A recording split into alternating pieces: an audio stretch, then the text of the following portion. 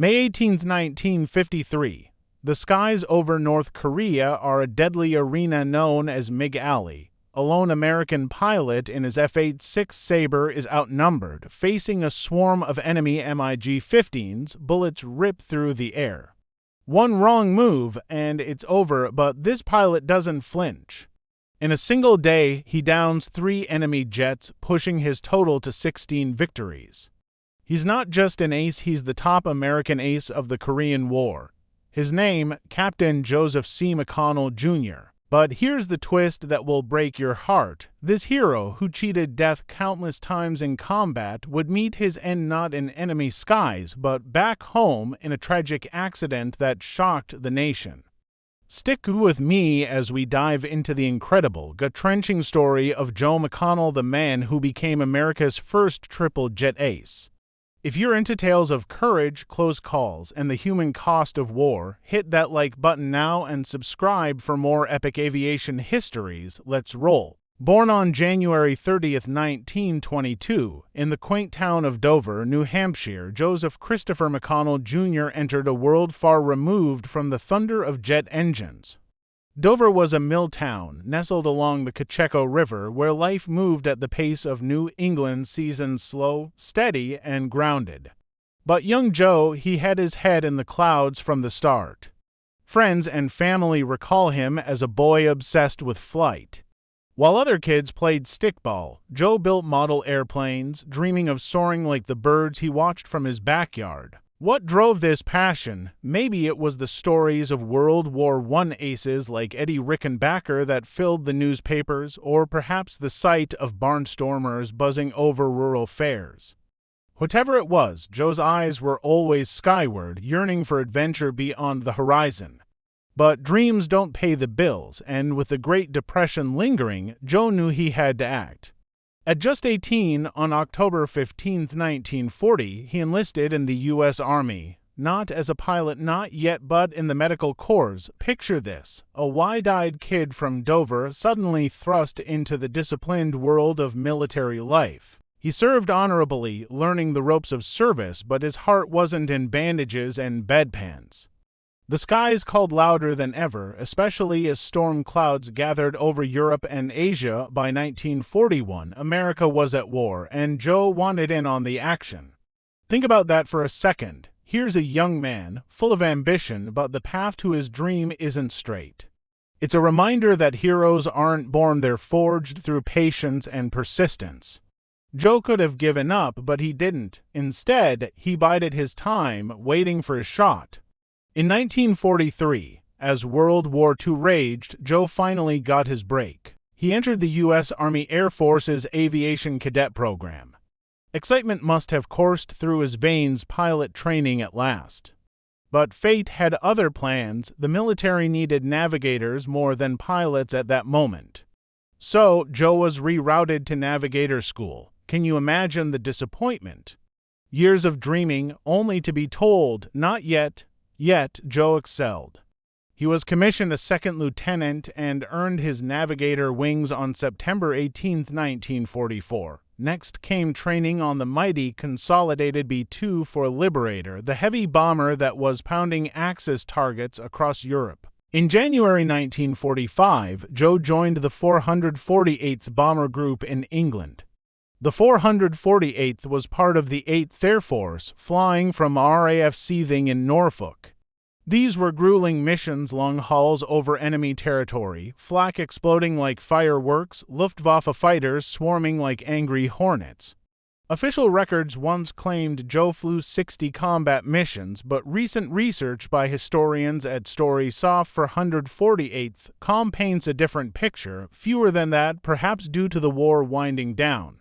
Still, each sortie was a brush with death.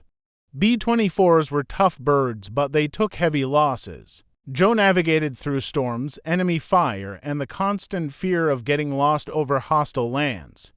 One can only wonder about the nights in the barracks, the letters home to family, the quiet reflections on mortality. Joe wasn't dropping bombs or pulling triggers, he was the eyes of the crew, plotting courses that could mean life or death. It was here, amid the roar of four Wright Cyclone engines, that he honed his skills in the air, building the foundation for what would come later. As the war in Europe ended in May 1945, Joe stayed in the Army Air Forces. The atomic bombs dropped on Japan that August brought global peace, but for Joe, a new chapter beckoned. In 1946, with the military transitioning to peacetime, he finally entered pilot training. Persistence paid off. On February 25, 1948, at Williams Air Force Base in Arizona, Joe received his USAF pilot wings. At 26, he was no spring chicken by pilot standards, but his experience as a navigator gave him an edge, a deeper understanding of the skies. Now, the jet age was dawning. The propeller-driven fighters of World War II were giving way to sleek, screaming machines like the P-80 Shooting Star. Joe served in various fighter squadrons, sharpening his skills on these new beasts, but peace was short-lived. On June 25, 1950, North Korean forces invaded South Korea, igniting the Korean War, a brutal conflict that would pit the United Nations, led by the U.S., against communist forces backed by China and the Soviet Union. Joe was itching to go. He had missed the fighter action in World War II. He wouldn't miss this, but bureaucracy moved slowly. It wasn't until September 1952 that he arrived in Korea, assigned to the 39th Fighter Interceptor Squadron of the 51st Fighter Interceptor Wing at Suwon Air Base, known as K-13. By then, the air war had evolved into something revolutionary: jet versus jet. The North American F-86 Sabre, America's premier fighter, faced off against the Soviet-built MiG-15 in the infamous MiG Alley, a stretch of airspace along the Yalu River border with China. Let's pause here to set the stage. The MiG-15 was a nasty surprise, swept wings, powerful cannon, and it could outclimb the Sabre at high altitudes. But the F-86 had advantages: better dive speed, superior gun sight, and, crucially, better trained pilots. Unknown to most Americans at the time, many MiGs were flown by Soviet volunteers, experienced World War II aces like Semyon Fedorets. The battles were fast, furious, and unforgiving. Aces were made and lost in seconds. Joe McConnell stood out immediately. His exceptional eyesight allowed him to spot enemies miles away. His aggressive tactics earned him respect. He flew at least 3 F-86 Sabres, all christened Beauteous Butch after his wife, Pearl Butch Brown, a touching nod to the woman waiting back home. His first plane was an F-86 E-10, serial 51-753, but victories didn't come right away. Joe patrolled, learned the ropes, and built his confidence. Then, on January 14, 1953, it happened. Patrolling MiG Alley, Joe spotted a lone MiG-15. Heart-pounding, he closed in, squeezed the trigger on his 6.50 caliber machine guns, tracers arced, and the MiG erupted in flames. Victory number 1. Adrenaline surged. This was what he'd waited for his whole life. But that was just the beginning. A week later, on January 21st, another MiG fell to his guns. Then, on the 30th, his birthday, Victory 3. The next day, January 31st, number 4. February 16th brought 5, making him an ace in record time. Can you feel the momentum building? Joe was on fire, but war is unpredictable. Tension mounted with each mission. By March 8th, Victory 6, March 14th, 7. Promotions came now. Captain McConnell, but April 12, 1953, would test him like never before. This was the day of the legendary duel with Soviet ace Semyon Fedorets. Let's reconstruct this epic clash. It was early morning, around 7:30 a.m. American F-84 Thunderjets were bombing the Suiho Dam, escorted by Sabres from the 51st Wing. MiG scrambled from bases in China. Fedorets, a battle-hardened pilot with several kills, was in MiG-15 Bisno, 93. He first downed an F-86 piloted by 2nd LT Norman Green, who ejected over the sea.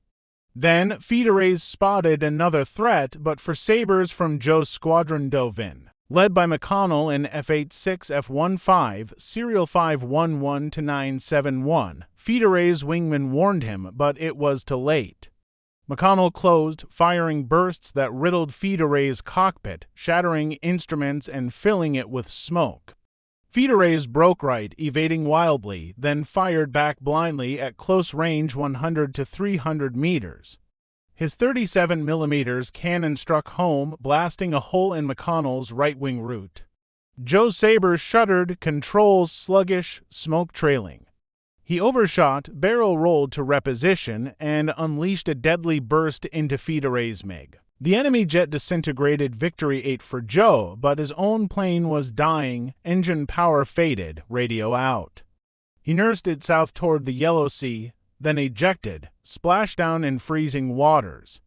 2 minutes later, a Sikorsky H-19 helicopter from the 581st Air Rescue Squadron hoisted him out. Wet, cold, but alive. Remarkably, Joe was back flying the next day, downing Victory 9 on April 16th. What does this say about the man? Resilience, sheer determination, or the unbreakable spirit of a pilot who lived for the fight? Joe's close call wasn't unique. Many aces danced with death, but his quick return to combat became legend.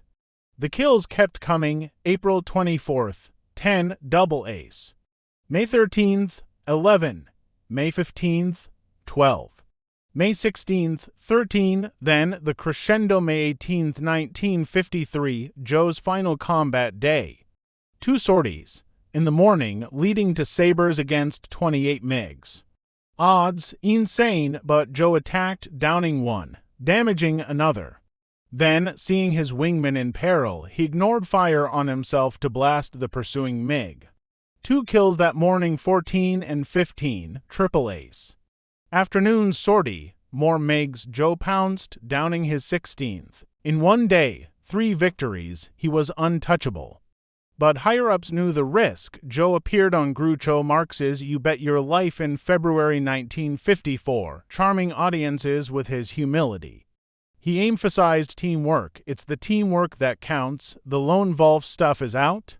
Your life depends on your wingman. Wise words from a man who'd seen it all, but tragedy loomed.